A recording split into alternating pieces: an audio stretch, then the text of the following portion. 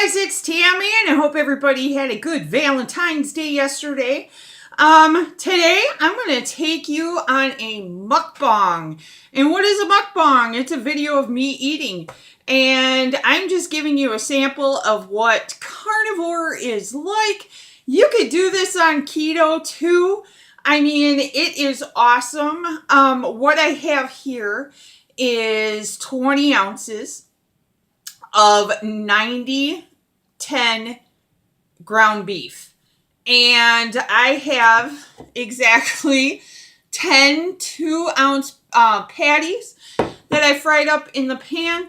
And I put a slice of the Kraft cheese. I took one slice, cut it up in 4. I do have one double burger in here that does not have any cheese on it. Oh well, too bad, so sad. I just can't eat cheeseburgers without cheese. It's I don't know what it is. But I didn't add no egg to it or nothing. This is just the ground beef with a little bit of pepper, and that is it. And it's so easy and so simple to make, so let's get this started. Here, let me give you a thumbnail. How about that? Thumbnail.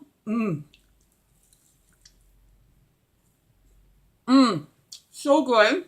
As you guys can see, you can see like the juice. Could you see the juice running? It's so good. So anyways, during this mukbang, let me give you the macros for it. So it's 1,058 calories. Fat is 61 grams. Sodium is 574. Carbs are 2, and that's because of the cheese. Fiber is 0. Sugar is 1 gram. And protein is 117 grams. Just in that. So, it's Friday night. You know, my daughter, she's out with her friends. My son just moved out of state. So, yeah, I'm here by my lonesome. So, why not do a mukbang? So, I am going to talk to you about leptin and ghrelin. Hold on. You know, you could put ground beef in a meatball, ground beef on a patty, ground beef in a meatloaf. And any which way you make it, whether it be burger, meatloaf, or whatever, it tastes different. It really does. And when it's a burger, oh my God. I love burgers. I don't know about you. So anyways, and oddly enough, I'm probably going to be hungry after this through 40 years of damage. And let me tell you, when I was younger, and I'm sure you guys went through this too, my parents, they instilled in me, eat everything on your plate. I worked hard for that food. You know, finish your plate. You're still hungry, have seconds, you know. Not only that, but we were always in a rush. We never sat down to enjoy ourselves. So you know how they always say you should eat, you know, within 20 minutes to let the leptin signal to your brain, say, hey, here, it's time to stop. I don't have that. It is gone. I can eat and eat and eat and eat and eat until it's too late, like about an hour later. Which is sad. Really sad. I can eat and eat and eat for 45 minutes. But like once around like 50 minutes to an hour hits, that's when the signal goes to my brain. And it says, Tammy, you need to stop eating now because otherwise I'm going to puke on your friend's shoe. But as far as that whole 20-minute signal, 20 minutes that goes by, I don't have that. I could still keep eating. So that's why I always have to weigh and measure my food constantly. Because I know that once this is gone, that's it. And then later on tonight, I still have like about 300 more calories. Probably fit like 2 or 3 drumsticks in there. Chicken drumsticks. But That's it. I can't. I don't have that shut off valve, and it's sad. Just from back in the day of just, your parents pressuring you.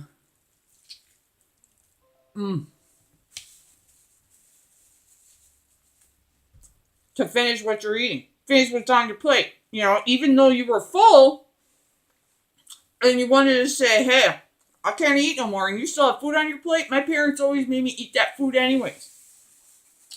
And that's probably why I was a bigger girl growing up. That was instilled in my brain.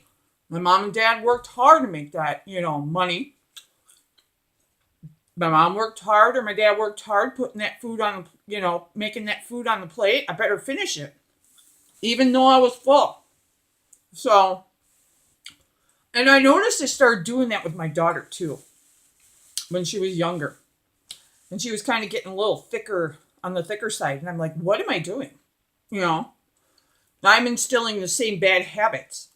If your kid says, I'm full, I can't fish anymore, let them walk away. Put it in a Tupperware container, put it in the fridge, maybe 2 hours. Hey, I'm hungry again. Well, you can finish your dinner. These are so good. But no signal whatsoever. Until it's too late. I try to how do I explain it? I try to make it to 20 minutes and make it to like 15 at the most. And I really try not to drink any water, but because I'm talking so much, I try not to drink any water with my meal. But yeah, so just be aware. That's why some people, when they say eat to satiety, eat till you're full, I could polish off 5,000 calories on keto within 30 minutes. Not a problem. Not a problem. That's why I have to weigh and measure my food. Once I know it's gone, it's gone.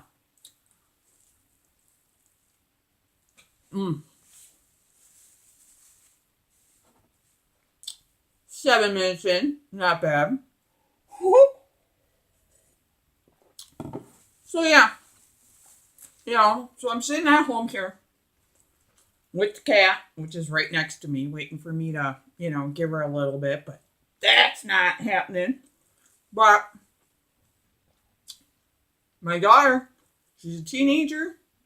Who the hell wants to hang around mom on a Friday night when she can hang out with her friends, right? My son, in another state. What am I going to do? I called up some of my friends. They're all busy. They already had plans. I'm like, okay. Friday night in a long time that I'm staying home alone. So why not make a mukbang, right? Or mukbang.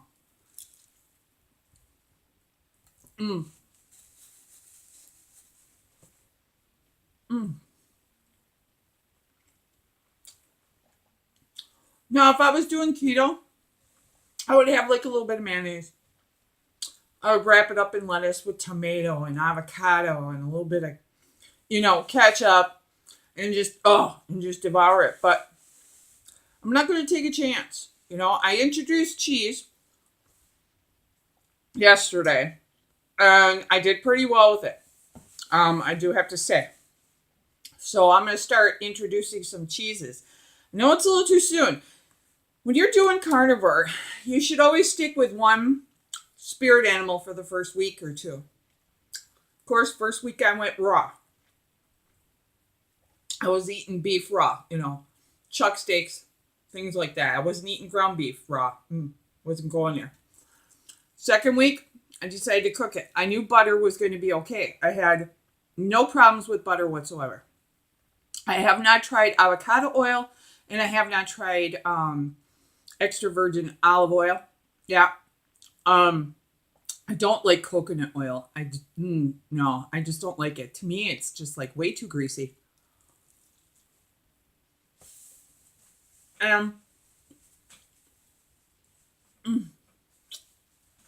And another thing, so I just did butter.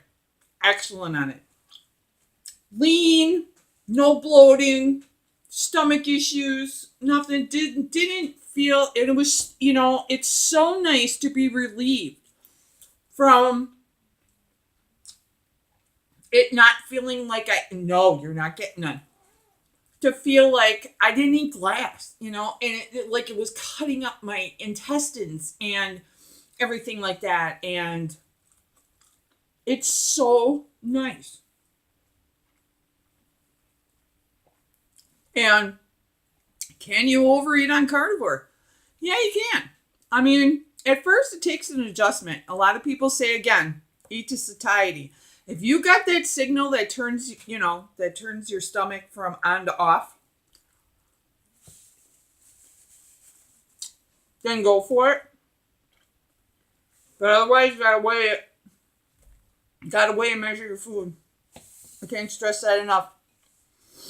So, carnivore right now has been a lifesaver.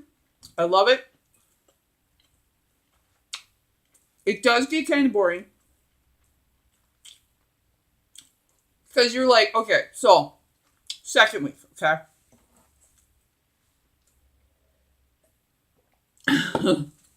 Second week, okay? I had a steak.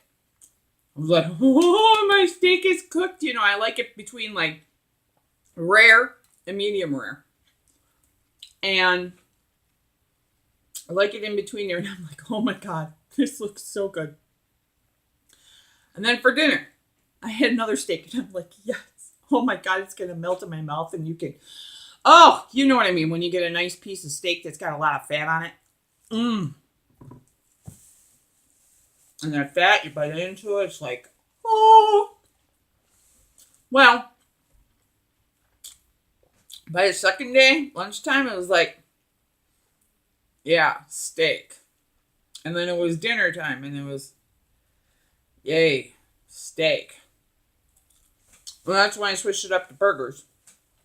Because I could never get sick of burgers. I could eat this 2 times a day, 7 days out of the week. I love burgers. Burgers are my go-to. So if you're in for like a variety, but you can't live without your vegetables, and things like that, carnivores, trust me, it's not for you. It can get boring. Because, I mean, like I said before, think about it. You're taking hamburger, you roll it in a ball, it's now a meatball. You put it in a loaf pan, you now got meatloaf. But guess what? It's still hamburger, no matter how you look at it. You throw taco seasoning on it or, maybe a little bit of Parmesan cheese in there. It's still hamburger, no matter how you flavor it. And then after a while, you're just like, But burgers, I don't get like that. Same thing with chicken breast, too. I could sit down and eat a whole chicken or like 4 or 5 chicken breasts. Would never get bored. I'm weird like that, I guess. I'm a freak.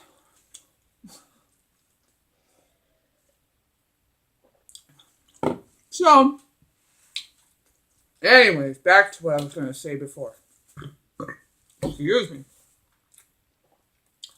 I've been getting a lot of questions. Tammy, I've hit a stall. Hit a plateau. Weight hasn't budged. Measurements haven't budged for 3 weeks. First thing I'm going to ask you, do you use a food scale? And 9 out of 10 times, guess what? No. Then you're overeating. And I did a video on that. You can see it on YouTube.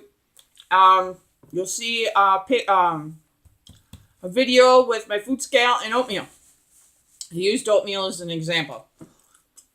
You need to measure your food. You need to weigh your food, especially if you're a big person, because we don't know measurements. We don't know what 4 ounces looks like. They say a deck of cards. Well, that's fine. But what kind of deck of cards? What size of deck of cards? We don't know what measurements are like. They say, oh, the palm of your hand. Well, if I look at the palm of my hand, right there, it should be done. No, I don't think so. So yeah, I always suggest a food scale. You hit a stall, you hit a plateau, get your ass a food scale.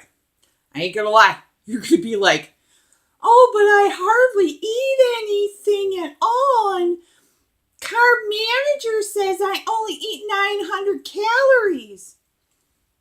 And then about a week later, I get a message back saying, holy shit, I was eating 1,500 calories.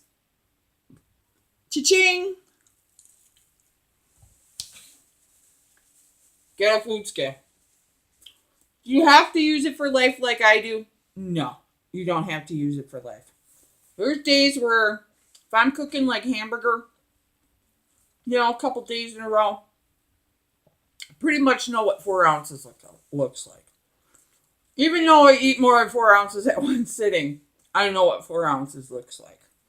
Chicken's always easy, or is always iffy. It's not like one size every single time.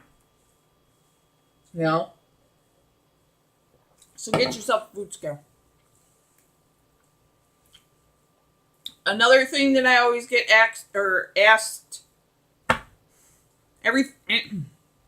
let me just take a bite and let me think about it.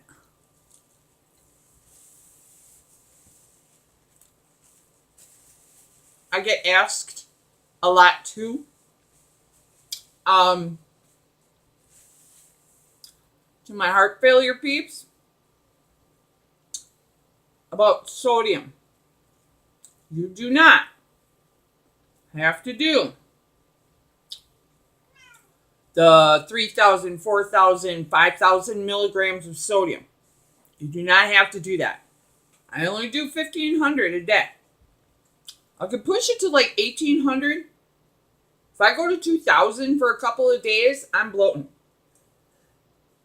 And I look like the Stay Puft Marshmallow Man. So anyways, yes, you can do keto. Yes, you can do keto with a sodium restriction. We're gifted in that department because our hearts don't function like a normal person. So it doesn't pump our other organs like it's supposed to. That's why we can get away with that much. You will not.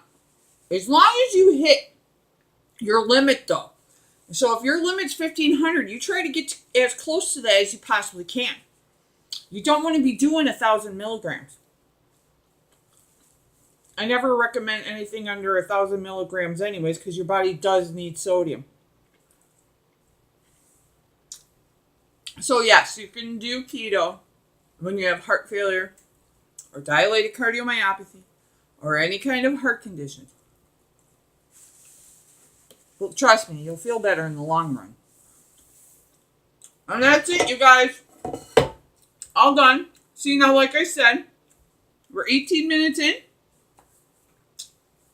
I could eat like 5 more of those. But now I know it's time to stop. That's why I weigh and measure everything. Because I cannot have no more. And now about like 45 minutes from now, my leptin will finally reach my brain and be like, thank you for feeding me. We're now full. It sucks because you just want to keep on eating till you're full because that's all I did. I mean, at 361 pounds, that's all I did was just eat. Why do you think I swelled to 361 pounds? I was never full. And, back then, I didn't know what leptin was. I didn't know what nutrition was. If I did, I wouldn't have been 361 pounds. Please. Oh, another tip, too. Stock up either on dental floss, those dental picks, or toothpicks. Because you will get meat stuck in between your teeth. All right, you guys. Thank you for the mukbang. I hope you enjoyed it. If you want to see more mukbangs from me, put more in the comments below. If you don't want to see more mukbangs from me, you put in no way. I'll delete that comment anyways. So you guys enjoy your weekend, and I will see you on Monday with another video. Bye.